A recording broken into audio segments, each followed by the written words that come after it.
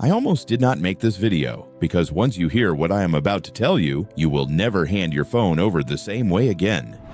Most people think they know what to do when a cop asks them to stop recording. They think the answer is simple. Either you put the phone away and avoid the problem, or you stand your ground and quote the Constitution. Both of those instincts are wrong, and I have watched both of them cost people more than they ever expected to pay. The situation does not look dangerous when it starts.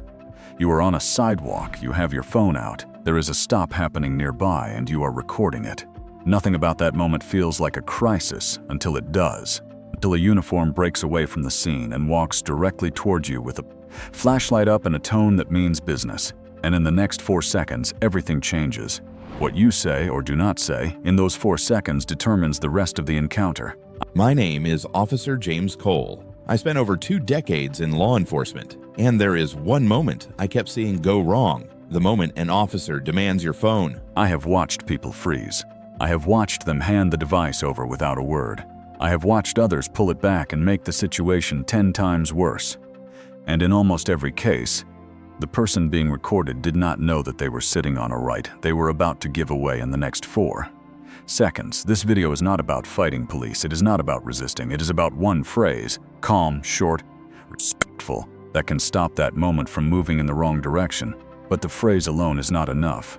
You need to understand the conditions that make this encounter dangerous, the actions that protect you, the pressure tactics that will try to push you off course, and what to do if you have already made the mistake before you ever found this video. There is a system here, and once you see it, you cannot unsee it. Stay with me. If this kind of information has ever mattered to someone you know, someone who drives alone at night, someone who records on their phone, someone who just does not know what to say when a uniform walks toward them, subscribe right now. This channel exists for that person. Let me start with the conditions, because the danger in this encounter is not just what the officer says. The danger is the situation you allow to form around you before a single word is spoken. There are 3 conditions that make this moment genuinely risky, and most people walking into it have no idea any of them exist. The first condition is physical proximity. If you are standing close to an active police stop, close enough that an officer can argue you are interfering with the scene, you have already given that officer a legitimate foothold. It does not matter that you are on the sidewalk. It does not matter that you are not touching anything. Proximity becomes interference when an officer decides to frame it that way. And once that frame is set, your right to record is not gone, but your position just became much harder to defend. Think about what that looks like in the moment. Patrol lights cutting across the pavement, radio chatter. The officer already has one person against the hood. He turns and sees you standing 8 feet from the curb, phone up, camera running. From where he is standing, that is not a bystander, that is a complication, and complications get managed. Distance is not just courtesy. Distance is your first line of protection. Before the demand ever comes, step back. Say it out loud. I am stepping back. I am not interfering. The second condition is silence before the demand. Most people who record police encounters do not say a single word on camera about what they are doing or where they are standing. They just point and record. And that means when an officer walks over and says, "Put that away," the only record that exists is the officer's version of events up to that point. You have not documented that you are in a public space. You have not documented that you are at a safe distance. The recording starts in the middle, and the beginning, the part that matters most, is missing. You want to state it early, while the camera is still running and before anyone approaches. Something simple. I am recording from a public sidewalk. I am not interfering with the scene. 15 words. That is your opening documentation. Say it quietly. Say it toward the camera. It does not need to be loud. It just needs to exist on the record before the encounter escalates into something harder to explain. The third condition is the one that trips up almost everyone, and it is the most important one to understand. Most people cannot tell the difference between a lawful order and a verbal request dressed up like one. When an officer says you need to stop recording, that sentence is doing a very specific kind of work. The word need is carrying weight that the phrase you are legally required to stop is not. One is a command backed by law. The other is pressure designed to feel like a command. If you treat every verbal demand as a lawful order, if you comply automatically every time a uniform speaks with authority, you have already surrendered something you were never legally required to give up. And the officer never had to produce a reason because you never asked for one. The difference between a request and an order is everything. Most people never ask which one they are receiving. That silence is where the problem begins. Now let me give you the phrase. Before I do, understand what it needs to accomplish. It needs to assert your right without sounding like a challenge. It needs to acknowledge the officer's concern without accepting a false premise. It needs to create a pause, not a fight. And it needs to do all of that in the 2 or 3 seconds you have before the situation accelerates past the point where words can still change. Anything, here is the phrase, say it calmly, say it once. Officer, I am not interfering. I am exercising my right to record in a public space. I will keep my distance. That is it. I know what you are thinking. That is it? Yes, that is exactly why it works. It does not say I know my rights like a challenge. It does not say you cannot do that like a taunt. It says I see your concern. I am addressing it, I am staying calm, and I am not moving. It creates a pause, and that pause is what you need. The pause is where the encounter either continues to escalate or begins to settle. Most officers, when they hear that phrase said calmly by someone who is clearly not in their face, not moving aggressively, not narrating for an audience, most officers will reevaluate what the next move needs to be. Not all, but most. And in the ones where the officer keeps pushing, there is a follow-up. Use it once. I understand, officer. Can you tell me the specific legal reason I am required to stop? That sentence is doing something important. It is asking the officer to articulate a lawful basis. In a public space with no active interference, that basis usually does not exist. The officer knows it, and when you ask the question calmly and clearly, not aggressively, not with attitude, you have changed the dynamic of the encounter without escalating it. The power of that phrase is not that it forces anyone to back down. The power is that it moves the encounter from automatic reaction to stated reason. That changes everything. Now let me walk you through what happens next, because there are 3 things that can push this encounter out of your hands, and understanding them in advance is the only way to stay ahead of them. The first is what I call the authority bluff. An officer says you need to stop, and the word need does all the work. It sounds like law. It sounds mandatory, but need is not the same as required. You are legally required is a different sentence, and most people never notice the difference until it is too late. The authority bluff works because of how we are conditioned to hear orders from law enforcement, the uniform, the tone, the context. All of it trains your brain to comply before your mind has time to ask whether compliance is actually required. The second is the safety redirect. This one is more subtle. The officer says, I am trying to keep you safe. Put the phone down. Suddenly, your recording is not just inconvenient. It has been reframed as a threat to your own safety. The tool that was protecting you has been turned into the reason you might get hurt. And in that moment, compliance feels like the responsible choice. It is not. It is pressure wearing the mask of concern. You can acknowledge the concern. I understand. I will keep my distance without surrendering the phone. The third is the urgency rush. Right now, put it away. I am not going to ask again. The words come fast and flat. There is no explanation, no reason, just pressure and a countdown.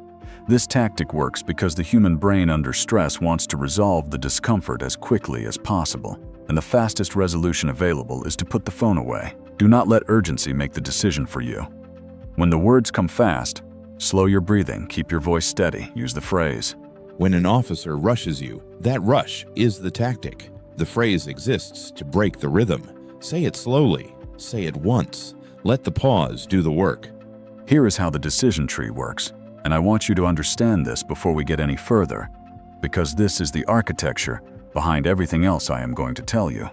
If the officer gives you a clear, specific, lawful reason to stop, an active crime scene perimeter, a court order, a documented operational reason, you lower the phone, you comply calmly, you move slowly, you do not argue. That fight belongs somewhere else, later, with help. The street is not where you win that argument, safety first, always. But if the officer gives you a vague answer, routine, procedure, because I said so, don't make this difficult. Those are not lawful reasons, those are verbal pressure. And that is when you use the follow-up. Once calmly, I understand, officer. I am not trying to make this difficult. I am asking for the specific reason so I can cooperate correctly. Notice the framing. You are not refusing. You are not debating. You are asking for the one piece of information that determines what the correct cooperative response actually is. If the officer becomes irritated, if the voice gets tight, if the body language shifts, you do not mirror that emotion. You do not raise your voice. You do not start explaining your legal position like you are presenting a case on the street corner. You repeat the cooperation frame. You keep your voice lower than theirs. You stay still. The goal is not to win the moment. The goal is to get home and to get there with a clean record of what happened. Every word you say after the phrase either supports the record or complicates it. Say less, mean more. Do not fill the silence. Now let me show you two versions of the same moment, because everything I have described only makes sense when you see it in real time. First version. It is late. You are walking home from a convenience store and you see a traffic stop happening under a streetlight half a block away. You pull out your phone. Before the officer can even notice you, you take 3 steps back to the edge of the sidewalk and you say quietly toward camera, "I am recording from a public sidewalk. I am not interfering with the scene." Your phone is steady, your arm is low, you are not narrating. You are documenting. Then an officer peels away from the stop and walks toward you. Flashlight up, put that away. Your stomach tightens. But you know the phrase. You take one deliberate step back and you say it. "Officer, I am not interfering. I am exercising my right to record in a public space. I will keep my distance." The officer stops walking. He looks at you for a moment. It is routine procedure. You keep your voice level, I understand. Can you tell me the specific legal reason I am required to stop? There is a beat. The silence stretches. Then he turns and walks back to the stop. You stay where you are. Your hands are visible. Your voice was steady. The camera is still running. You went home with the record intact. That is what the phrase does when it has room to work. The outcome was not dramatic. The officer did not apologize. Nobody congratulated you. You just got home with everything that mattered still in your control. Second version. Same street, same night, but this time you moved too fast. You were close, maybe 8 feet from the curb, and before the officer said anything, you stepped forward instead of back, phone up. And your first instinct was to say, "I know my rights." The officer heard that as a challenge. The situation accelerated. He reached for the phone. You pulled back. Not a violent pull, just a reflex. And now the conversation has changed entirely. What do you do when it gets to that point? Two versions of the same moment. One person went home with the record, the other gave it away in 3 seconds. The only difference was knowing what to say before the moment arrived. Let me cover the 3 mistakes that put people in that second version when they never had to be there. Mistake number 1, saying the right words with the wrong body language.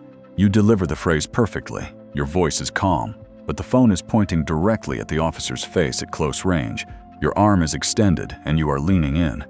The officer does not hear the words as clearly as they see the posture, and now there is a legitimate interference argument where there was not one. Before the phrase and the body have to match. Lower the camera slightly. Step back while you speak. Let the words and the movement say the same thing.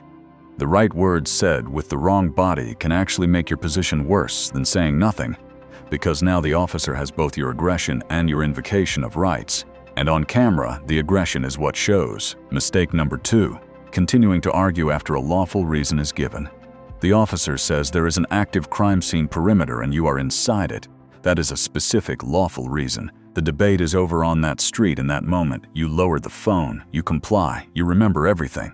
You write it down afterward. That is where you preserve what happened, not by arguing with an officer who has just given you a legally defensible basis for the request.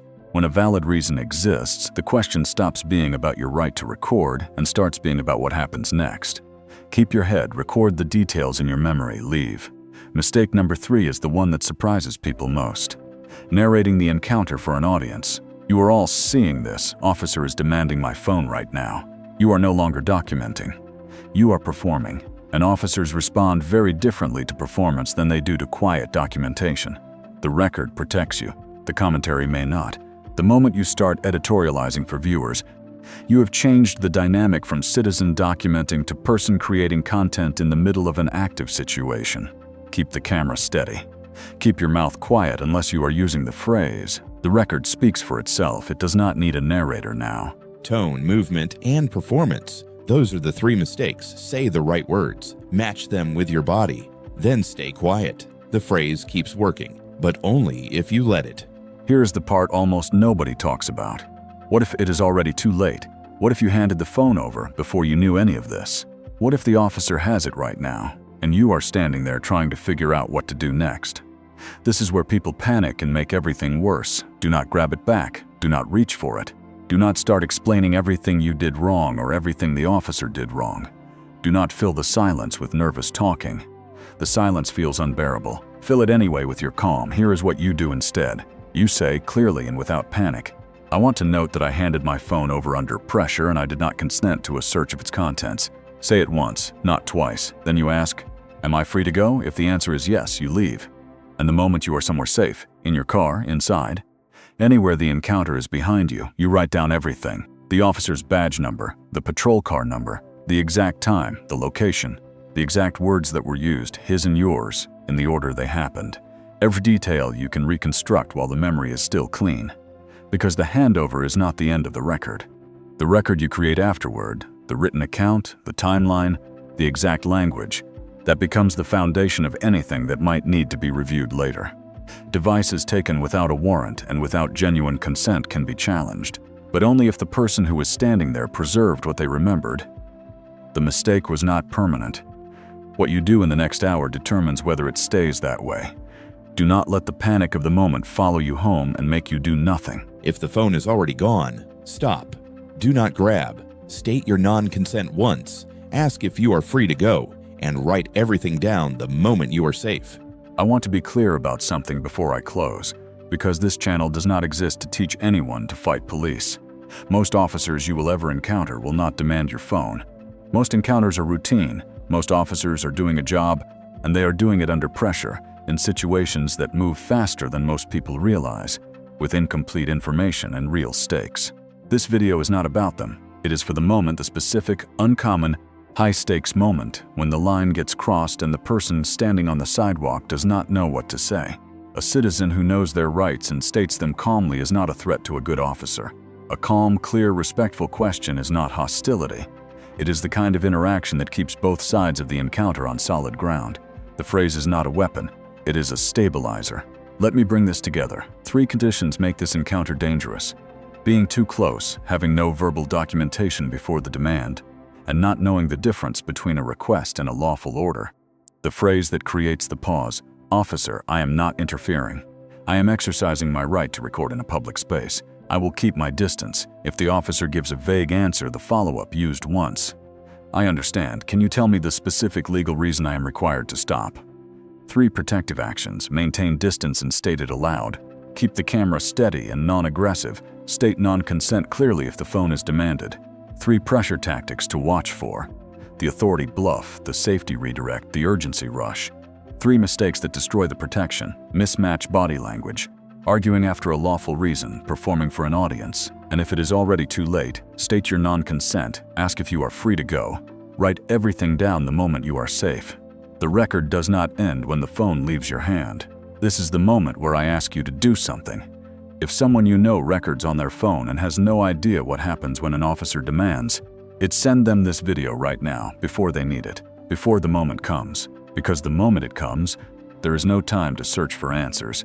And if this has already happened to you, if an officer has ever demanded your phone or told you to stop, recording, tell me in the comments what they said, the exact words. Write them down below, because those details matter more than people realize.